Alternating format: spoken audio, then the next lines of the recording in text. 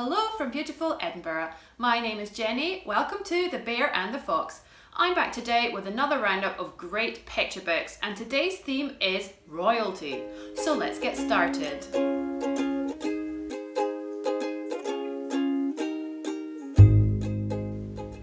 So today's theme was actually a challenge set by my friend Amanda, who runs the online bookstore Books and Pieces, because of the royal wedding fevers sweeping the country. So Amanda challenged me to put together a roundup of books on the theme of royalty. It turns out that despite our very large collection of picture books, we don't actually own many royalty themed ones. So I took a trip around several of our local libraries. We're very lucky to have quite a few near where we live, to find some great royalty themed books to share with you. So first up is actually a book that Amanda sent us from her store for review as part of the challenge. It's called Don't Chew the Royal Shoe by Kate Leake. This book features a dog by the name of Lord Chippington Marmaduke Fluffytoes, known as Chips for short. There's Chips. And Chips is nothing like the other royal dogs, because Chips won't chew on any of the royal dog toys. He prefers to chew, as you may be able to guess from the title, on royal shoes. And needless to say, the Queen is not impressed. Chips thinks that the royal shoes all have such a delicious smell, so every morning he goes and sneaks off with another shoe to chew. He only ever steals one of each pair, and he hides them all in the garden. And it gets to the point where nobody in the royal household has a matching pair of shoes left. So the Queen orders an urgent investigation, and the shoes are found in the garden, and Chips gets into a lot of trouble.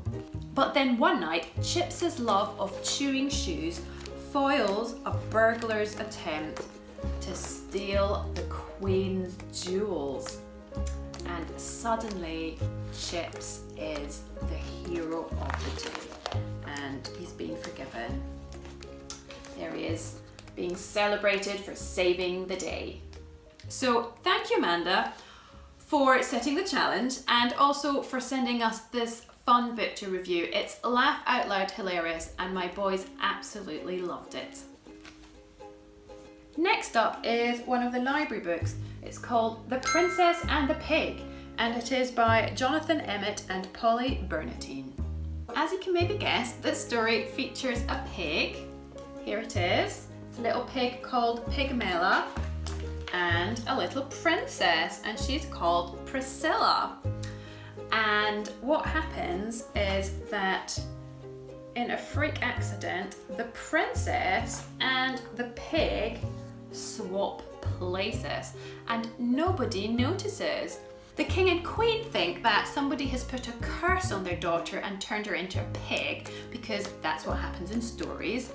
And the farmer and his wife think that somebody has turned their pig into a little girl, because they have been longing so dearly for a child, and that's what happens in stories. So the pig grows up as Princess Priscilla, and the princess grows up as the farmer's daughter, Pigmella. But then one day, the farmer overhears some people talking about the princess that was turned into a pig, and he realizes what really happened. And as much as they love their daughter, the farmer and his wife are good people, so they decide to go to the castle and to confess. However, the Queen thinks this is absolute nonsense, and the King thinks it's ridiculous, and they think that the farmer and his wife are just trying to trick them by pretending their daughter is a princess so that she can marry a prince. So they send them away again. So Pigmella, the farmer's daughter, gets to go back home with her family, and she ends up marrying a handsome young shepherd, and they live happily ever after, and she never once wishes that she had been brought up as a princess instead. And the pig princess, well, that's another story. This book was a huge hit with the boys. They thought it was absolutely hilarious, and I really like how it pokes fun at traditional fairy tales and turns them on their head. And it shows you that you don't have to be a princess to live happily ever after. Book number 3 is one from our own library. It's called Prince Cinders and it's by Babette Cole. This is another book that turns traditional fairy tales on their head, specifically the story of Cinderella, except in this case we have scruffy and skinny little Prince Cinders and his 3 hairy and handsome big brothers who are always making fun of the way he looks. And just like in Cinderella, poor Prince Cinders has to stay at home and do all the cleaning while his brothers go out and party. As the story goes, along comes a fairy to help Prince Cinders out, except she's not very good at what she does, so she accidentally turns him into a big hairy monkey dressed in a swimsuit. Nevertheless, he sets off to the party, ends up meeting a princess, and at the stroke of midnight, the magic gets reversed and he runs off, leaving a pair of jeans behind him. So the princess goes in search of the person who will perfectly fit into this pair of jeans, and she finds Prince Cinders and they get married and they live happily ever after. This book is just a little bit of topsy-turvy fairy tale fun and we really enjoy reading it.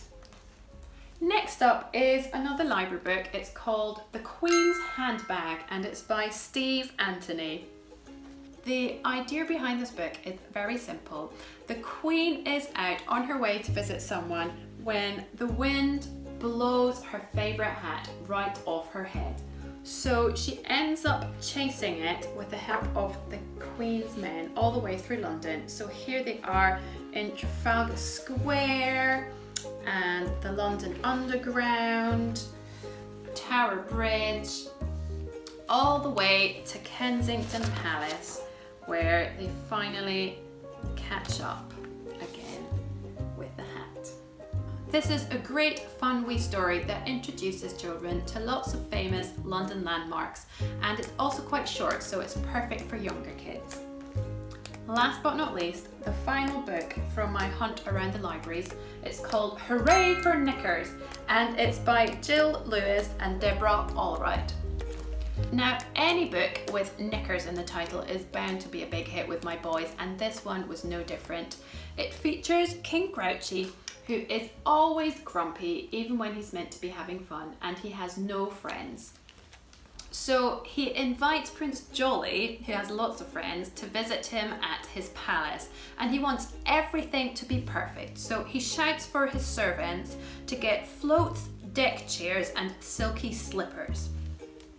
So here he is, shouting out his orders. But inevitably, something goes wrong.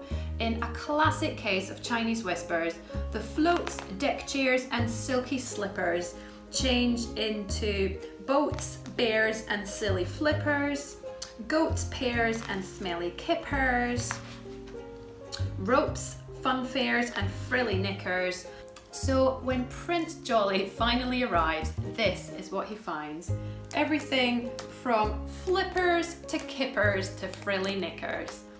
King Grouchy is not impressed with his servants and he's about to get really cross when Prince Jolly bursts out laughing and says, "I had no idea you have so much fun here.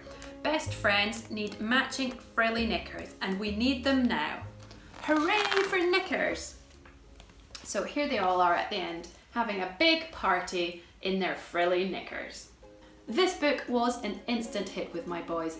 It's laugh out loud hilarious, it's got funny mix-up, it's got great rhyming words, and they love it so much that I think I may end up having to buy it once we need to return it to the library. And that's it for today. If you enjoyed today's episode, please do like this video and subscribe to the channel. If you'd like to check out the books in more detail, I will pop a link to my blog in the notes below. If you have any recommendations for other great royalty themed books, or if you would like to suggest a topic for a future book roundup, just leave a comment below and I will read through those. And I will see you next time. Bye!